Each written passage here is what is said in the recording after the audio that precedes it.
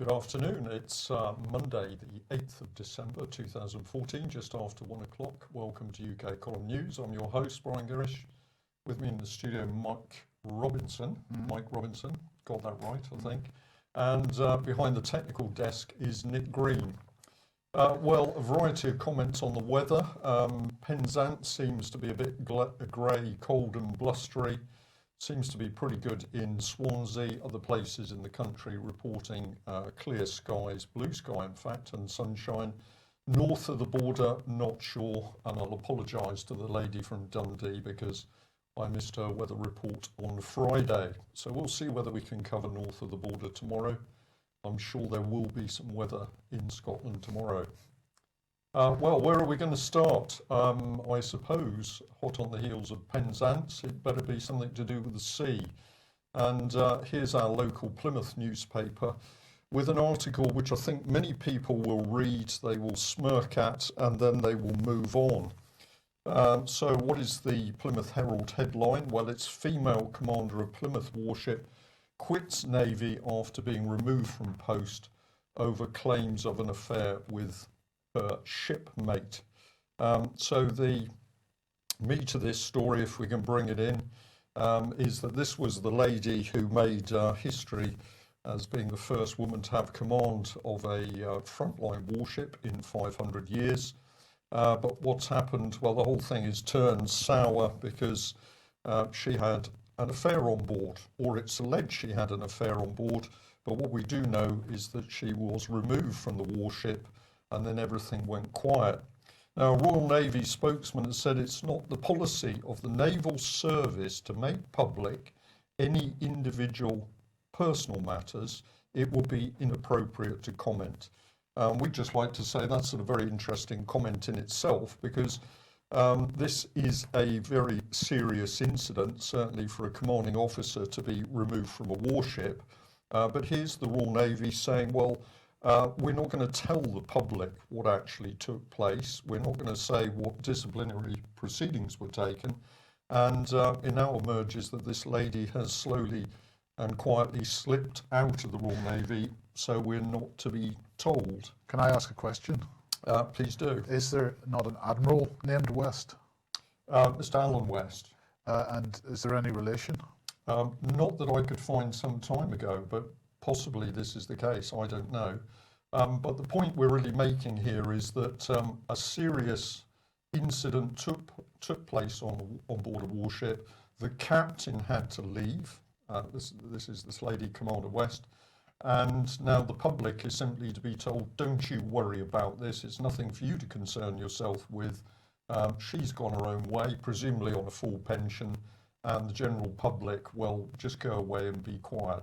This is the state at its worst. And of course, if we don't know what the state of discipline is within Britain's armed forces, then the country once again moving into a very dangerous position. So we're going to say that this article is a lot more serious than it may appear on the surface. And UK Column would certainly like to know what the facts are about that incident on board the ship.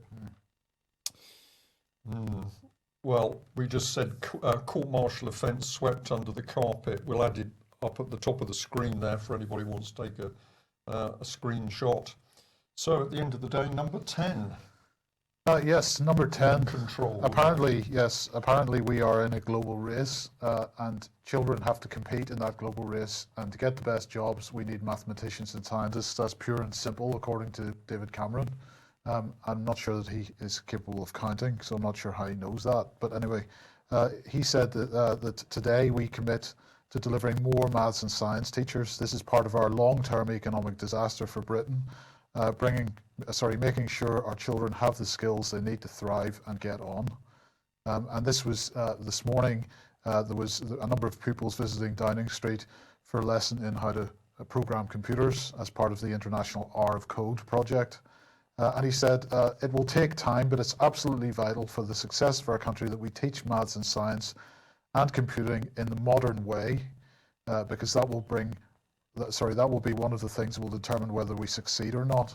And so he's spending £67 million over the next 5 years to give extra maths and science training to currently serving teachers and to hire a further 2,500 teachers.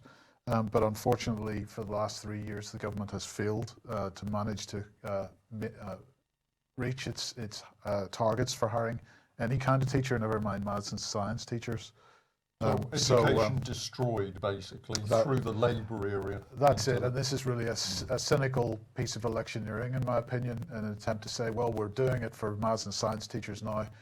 Never mind the fact that we haven't hired any in the last 3 or 4 years. Yeah, so a statement from David Our King Cameron, and that's it, that's the policy. Where did the 67 million come from? This is a good question. Because austerity measures at the moment, we've got no money for anything. Indeed. Well, apart from war. Well, you see, what they seem to be doing at the moment is re-announcing already announced things. So I think this is just another one of those re-announcements, or else they're just utterly certain that they're not going to be able to hire these people in any case, so it doesn't really matter what they say. Okay, well, we can follow that up very nicely with information from Russia today. We're going to call this simply State of the Nation here. And, well, what's in the frame? Well, this isn't IS, it isn't ISIS, it's not Al-Qaeda, and it's not Al-Nusra. We'd just like you to meet the people terrifying the British government. And who are they? Well, they're students simply protesting against tuition fees. So we've got a certain irony here that David Cameron has said, oh, well, my goodness, we haven't got enough science courses going on or maths. So what we've got to do is donate 67 million. But a few students get a little bit uppity, quite rightly, because they're complaining about tuition fees, which are only south of the border, of course. And remember that the student loans company is north of the border. And what happens, in pile the police, so this is Warwickshire, where this took place. And if you go to Google and put in student protest Warwickshire, you will see some pretty disturbing film of, once again, thuggish police wading in, threatening to gas and taser students who were simply doing what students have always done, which is protest and occupy buildings to make their protest. So slight irony here that we've got David Cameron saying he's all for education. Most of students finding it very difficult under tuition fees at the moment. But if you're north of the border, not a problem, of course. And probably over to you, Mike, for the police. Well, the police. This is Sir Peter Fahey, of course, who is Chief Constable of Greater Manchester Police. And he's saying that Britain could drift towards a police state. Well, let's look at a definition for police state. So here's one. If you just put in police state definition into Google, you get a totalitarian state controlled by a political police force that secretly supervises the citizens' activities. Well, I mean, it may not be a very good definition because, of course, even in the worst totalitarian state, which has a secret, which secretly, it doesn't really secretly supervise, it's pretty open, isn't it? They may have a secret police, but that is a police that polices secrets, or not a police that people don't know about, right? So that's not the best definition, but nonetheless, it does seem to more or less apply to Britain. But of course, we should remember, or you may have heard this over the weekend, that the Investigatory Powers Tribunal, and this is the court that oversees Britain's intelligence agencies, and they decided on Friday that the electronic mass surveillance of people's cell phone and online communications, as highlighted by PRISM program and Snowden's revelations, that they have decided that that is legal. So this is the Investigatory Powers Tribunal. It's not a proper court. It's a statutory body set up under the RIPA Act. So, of course, where did the relevant so-called human rights organizations go? They went straight to that body in order to try and get a court ruling on this. And what did they really expect to win it?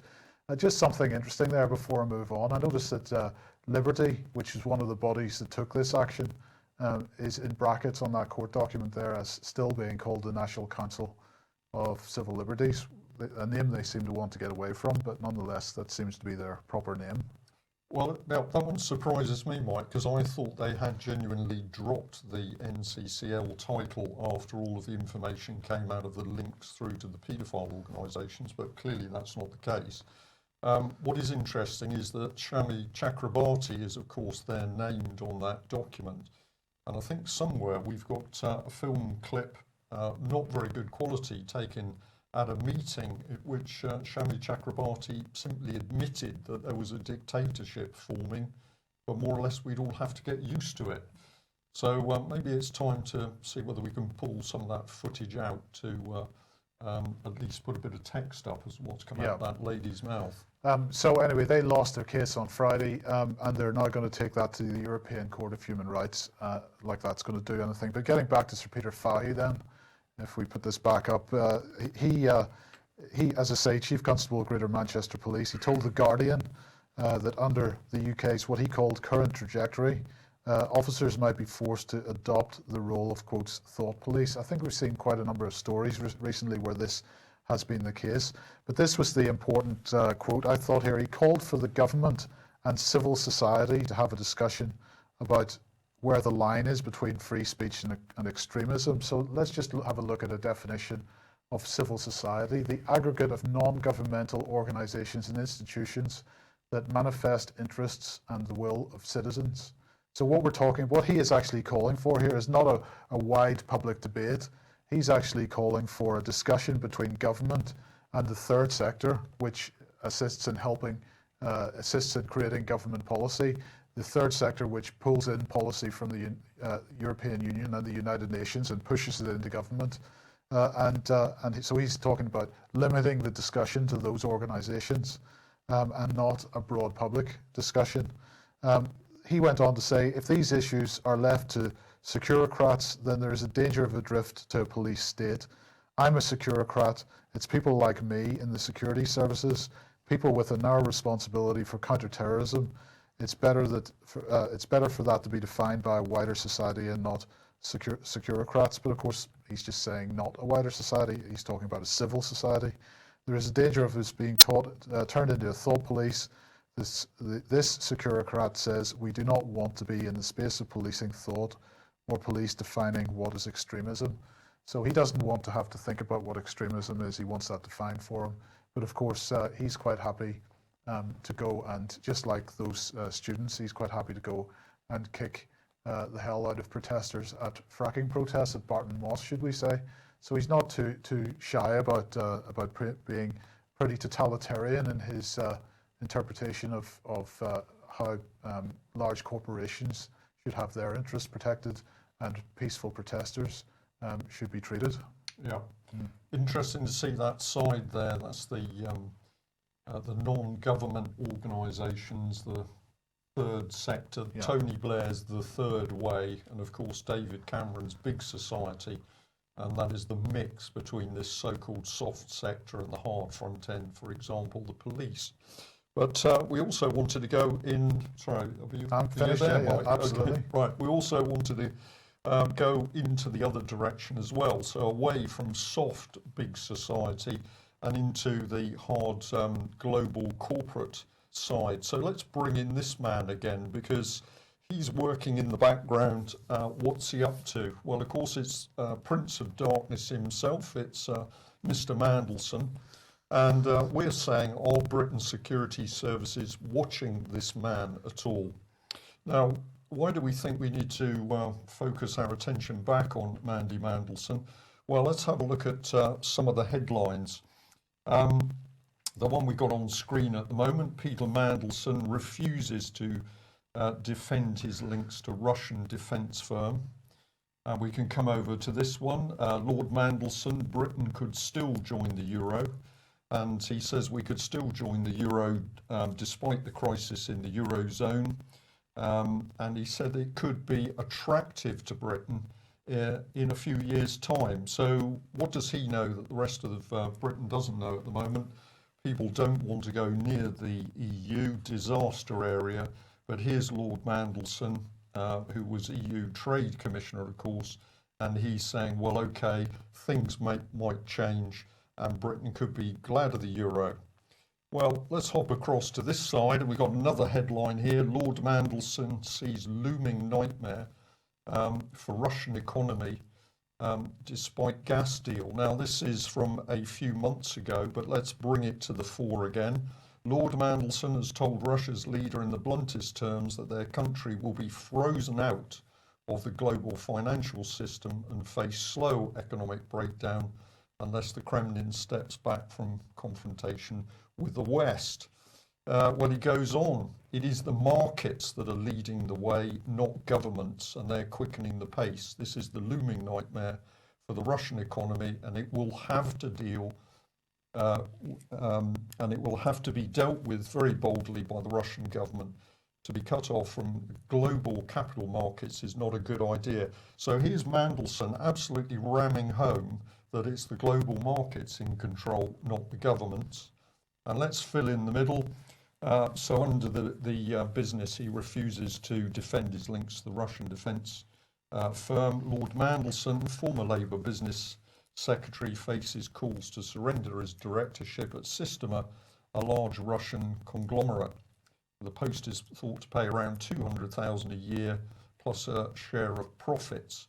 And Systema is linked in with the defence industry in Russia, radar, satellite technology. So this isn't a lightweight company. Anything to do with the military or defence in Russia is going to be intimately connected to the government. Makes sense. So what is Mandy Mandelson up to? Well, let's bring in this headline from the Mail. Putin and the Prince of Darkness revealed the web of links between Peter Mandelson's shadowy global consultancy firm and the billionaire power brokers of Putin's Russia.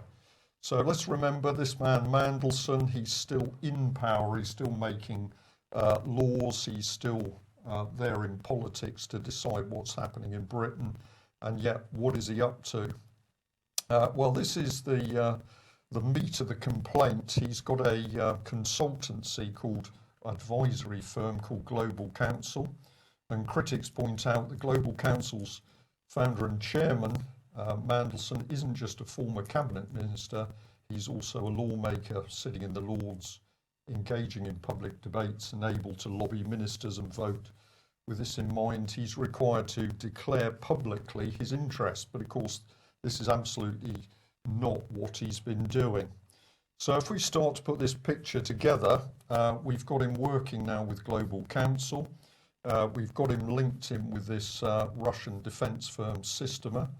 And if we have a look at the sort of people behind that, we've got Vladimir Yevtushenkov, if I pronounce that correctly, who's a Putin confidant who's supposed to be worth about £7 billion. So what's Mandelson's relationship with him? So that brings us in nicely to the link through to Putin. If we go back to Global Counsel, the only open contacts, it's declaring a BP and Asia Paper and Pulp, or Pulp and Paper, that may be, APP. So why should we be concerned? Well, it took the Mail to dig out that Global Counsel had 366 clients in a secret global network. It identified that 25 of those worked for oligarchs or their friends or directly for the Putin regime, and another 27 were based in Russia or worked for Russian divisions of international companies. And if you think that's getting interesting, well, if you have a look at some of the rest of the names, and we've only got a few here, but we've got people involved with the Russian direct investment. We've got Russian representatives of the European Bank. We've got Rusnano, Russian technical companies. We've got people connected with Gazprom. We've got people connected with aluminium and Oleg Deripaska, steel magnate. And so it goes on. So we've got Mandelson, who is doing what for the British public, linked in with the mass of Russian contacts. So we'll bring you back to that last statement, which will highlight it is the markets that are leading the way, not governments, and they're quickening the pace. So there we are. This man's pretty confident in what he's doing. He's driving a political objective by using influence through immensely wealthy global companies. And despite Cameron's sabre rattling over the dangers of Russia, here's Mandelson clearly in bed with them. So just have a look at Global Council for yourselves.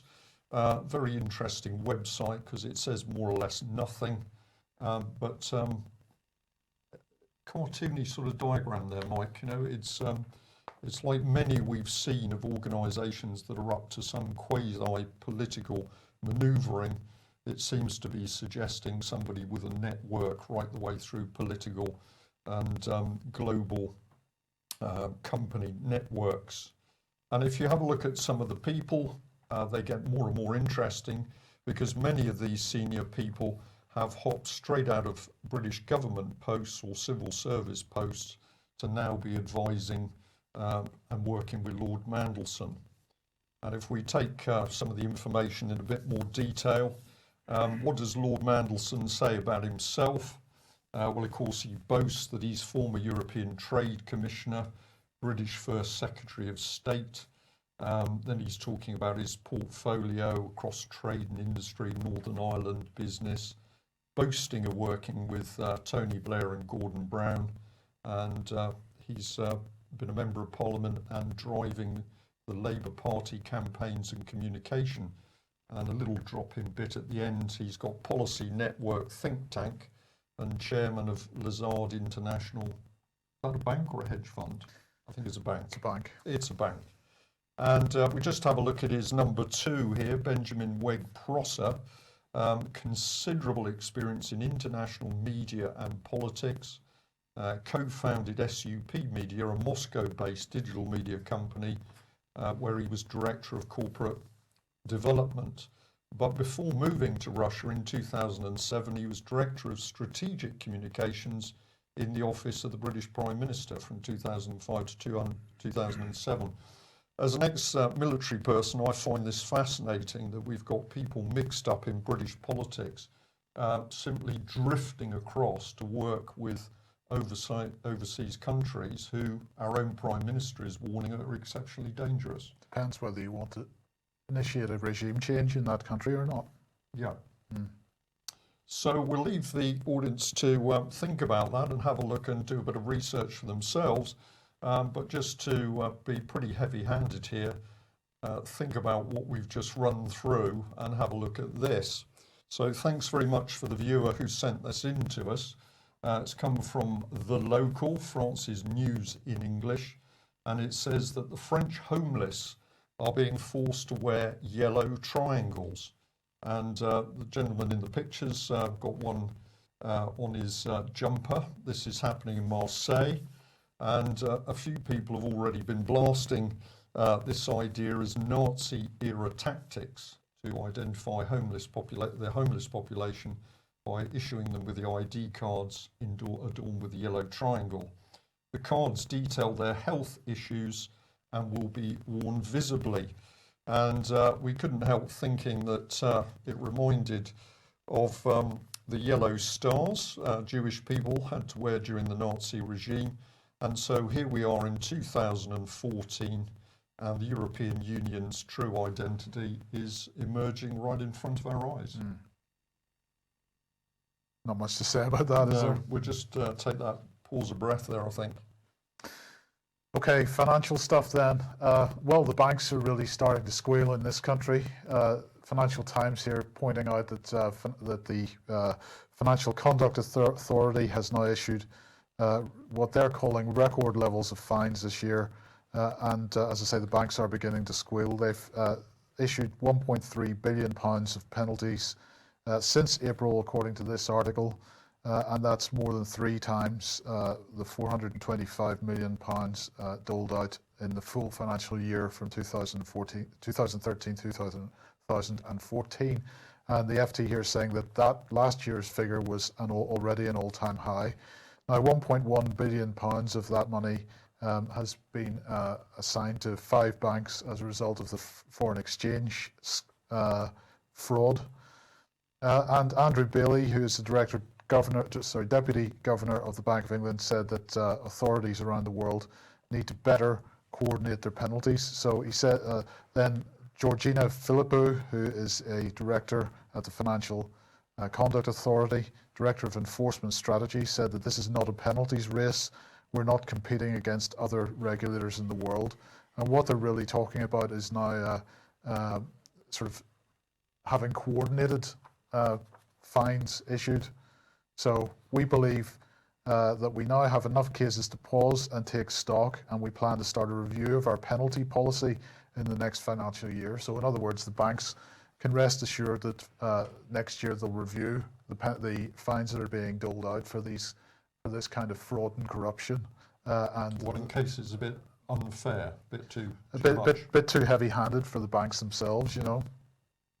But you know, it's not all bad news, because of course a lot of this money is going into the health service, or at least Osborne claims it's going to go into the health service. I'd like to see that accounted for, actually.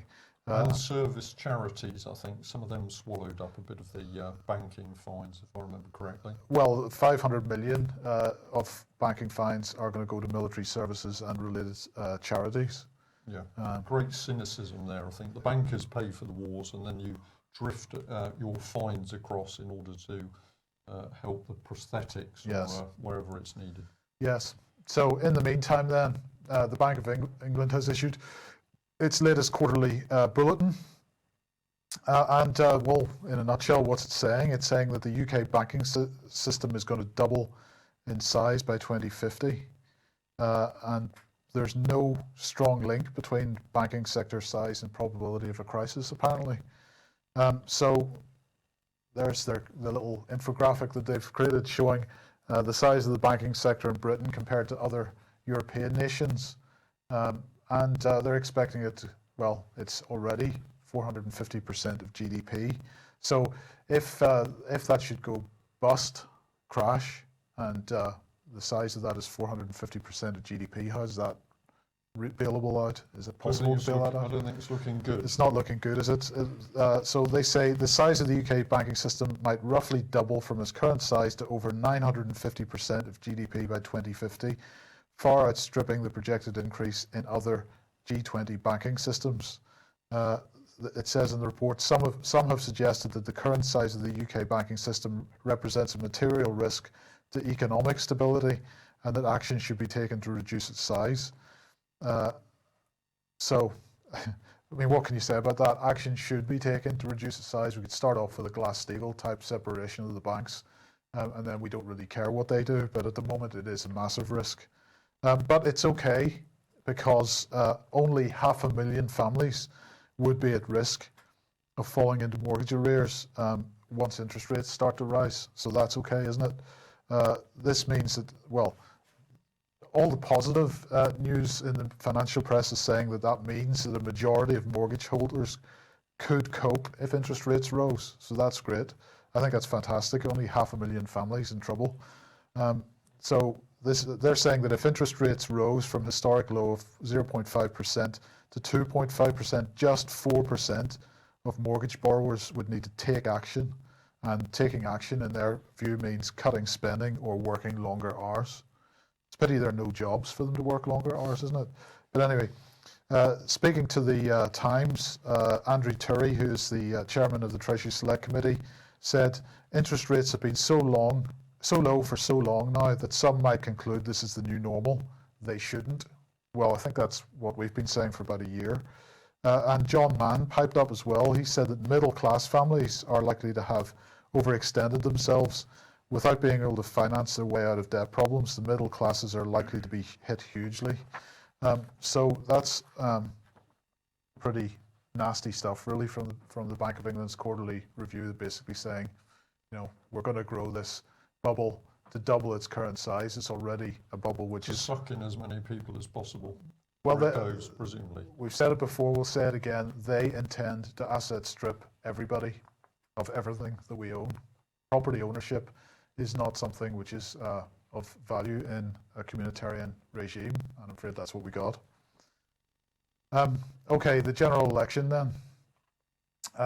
Is the coalition, this is quite a good article actually in the Telegraph, is the coalition rift for real? Well, no, it isn't. Of course it isn't.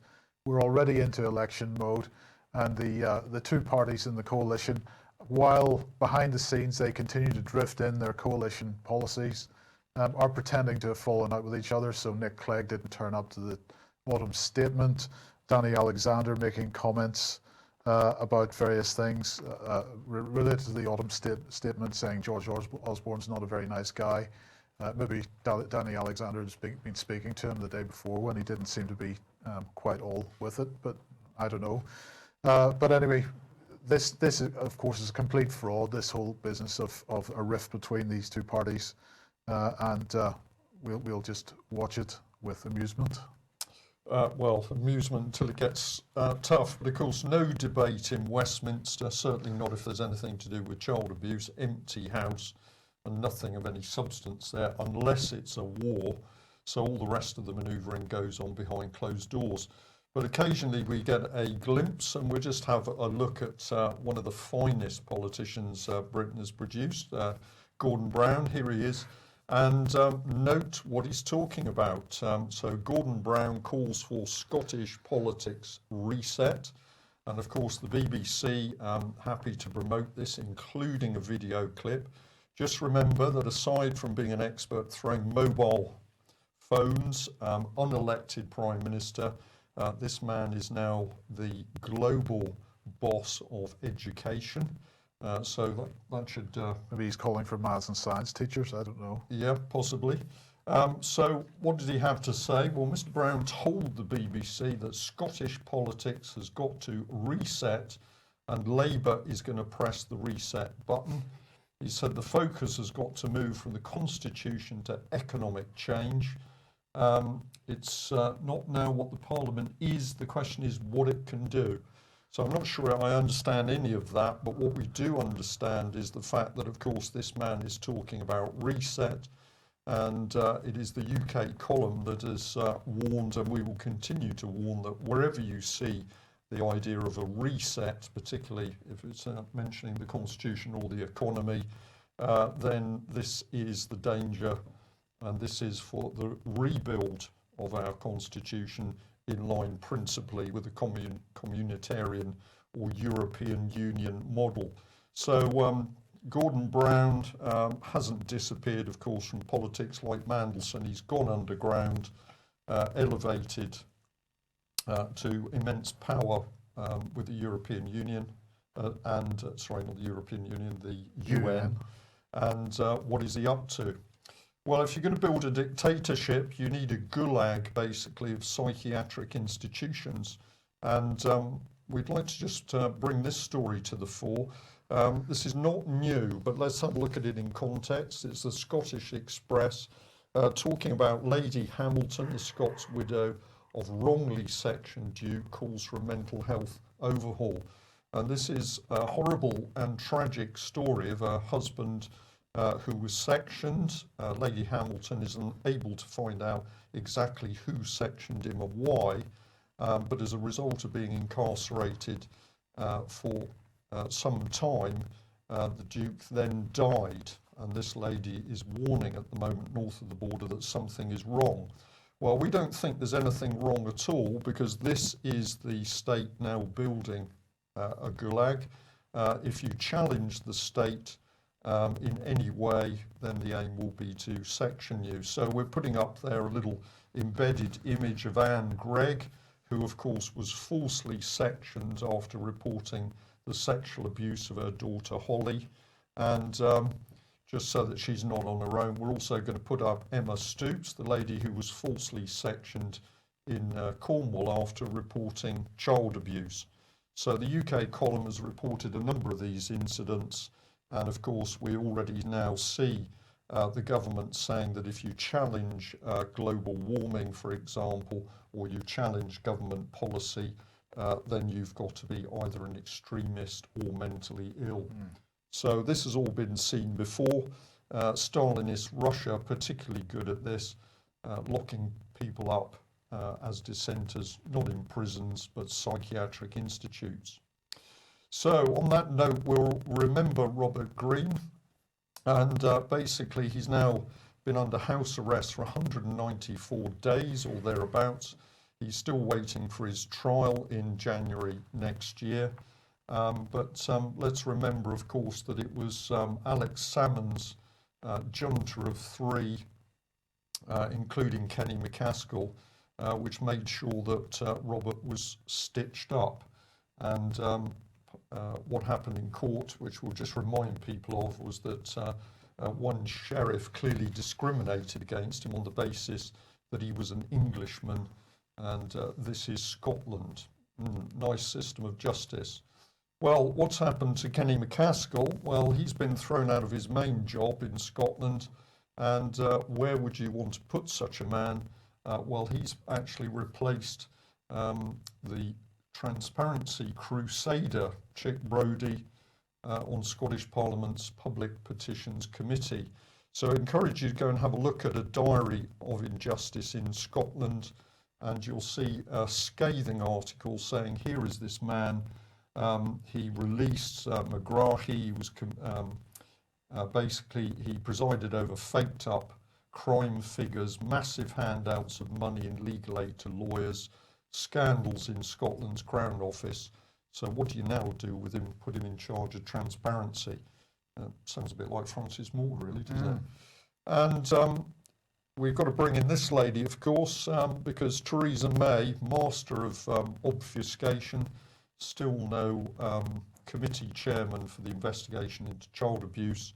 And we'll give you a reminder that Melanie Shaw, Nottingham child rape victim, is due in court this coming Thursday, that's the 11th, for sentencing.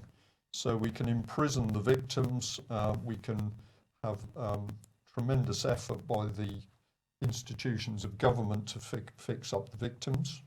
Just before we move on, we should maybe suggest that if anybody's going to witness that sentencing as a member of the public, would it be appropriate to wear free Melanie Shaw t-shirts? Indeed, yes. It would. We have free Melanie Shaw t-shirts still available at the UK column. I will be coming up. I will bring some with me if anybody wants to get hold of one of those.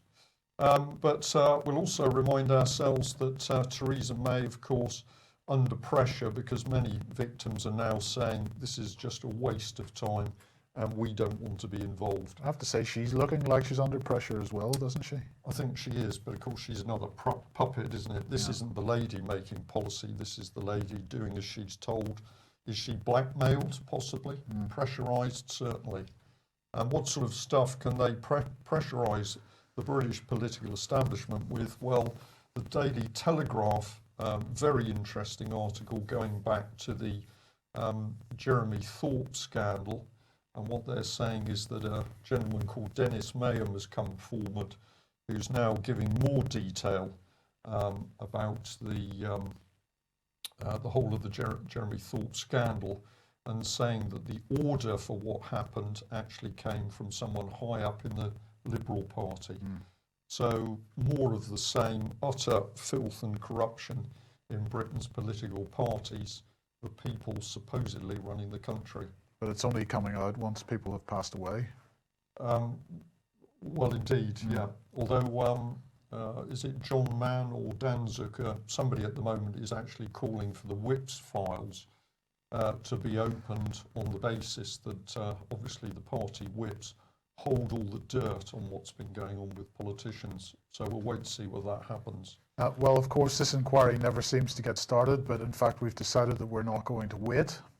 So on the 20th of February and the 1st of March, the UK column in the BCG is holding a conference, and a large part of that conference is going to be a grand jury entitled "The Institutions of the State That Should Be Protecting Children Were Not Doing So." The aim of this really is fourfold. First of all, to draw attention to the fact that grand juries are still a valid vehicle for determining whether or not there is a case to answer, and remember, that's the point here. Is there a case to answer? We're not there to decide whether somebody has committed an offence or not. We're there to decide whether there is a case to answer. Second of all, to present to the public evidence that institutions and individuals working within those institutions have not only failed to protect children, but in some cases have been involved in the abuse of children themselves. And you know, this is saying this title here is saying that protecting children, we're not doing so. It could equally say are not doing so, because of course it's still going on. The third point here is to build some momentum for a series of private prosecutions which are being worked on at the moment. The charges being misconduct in public office for any individual deemed to have a case to answer. And the fourth point here is that everyone attending the conference will have made available the evidence presented in DVD form to be handed out at every hustings meeting in the run-up to the general election. So the aim here is to intervene in the election process, whereby not only will politicians be forced to stand up and take a stand on this, but they'll be forced to go to the party leaderships and demand that action be taken on the issue at a national level, because otherwise these individuals are going to lose their seats. And we want to not only encourage you to come to this conference, but to encourage you to get involved in that process. So details will be on the British Constitution Group website and on the UK Column website over the next week or so. But we wanted to announce that today, and let's get some momentum behind this. The British government is absolutely dragging their heels. They do not want this issue to come out before the general election. We've got to make sure that it does. We can also say that Bill Maloney still doing fantastic work on the exposure of the child abuse around the Westminster paedophile ring. And we'd also like to thank the police men and women who are, I think actually some of them putting their lives on the line by now starting to speak out against their own senior colleagues who they know have been covering up the abuse of children and indeed the murder of children over many years. So there's some quite interesting things starting to happen in the background, but it does take courage for these people to speak out. And we can say well done to those people in the Metropolitan Police who've been brave enough to say, right, no more. We are going to start telling the truth about the cover-up by senior police officers of the abuse of children. So some good news, really. Yes, okay. Ian Crane is back in the country, and so we do have live programmes tonight. So at 7:30 as usual, we've got the Crane Report, and at 9 p.m. we've got Fracking Nightmare, and we've got a little trailer for that to show just before we go. Okay, is Ian back with the suntan or not? I don't know yet. I hope so. Right, okay. We'll wait to see in due course. Okay, well, thanks very much for joining us. We will be back, same time tomorrow, 1 o'clock. In fact, that will be it will be myself and Louise.